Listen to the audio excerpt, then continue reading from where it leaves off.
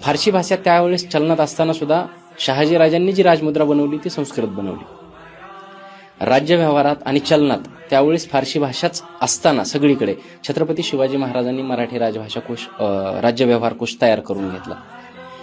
महाराजांनी प्रत्येक ठिकाणी मराठीचा आग्रह केला असं विका राजवाडे सांगतात. आणि त्यांनी एक स्टॅटिस्टिक्स सुद्धा दिलेले, ते फार महत्वाचं आहे. या पॉडकास्टच्या निमित्ताने मला इथे सांगायला आवडेल की 1630 मध्ये जी मराठी भाषा फक्त 14% वापरली जात होती ती 1670 मध्ये जवळपास 66% इतकी वापरात आली स्वराज्याच्या ह्याच्यामध्ये, व्यवहारामध्ये, चलनामध्ये. 1728 मध्ये ती 94% इतकी वापरात आली होती.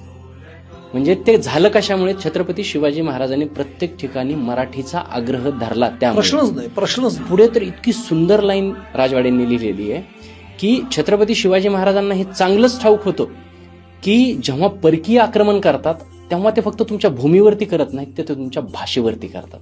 आणि एकदा का तुमची भाषा तुमच्यापासून सुटली की तुमची संस्कृतीशी नाळ तुटते.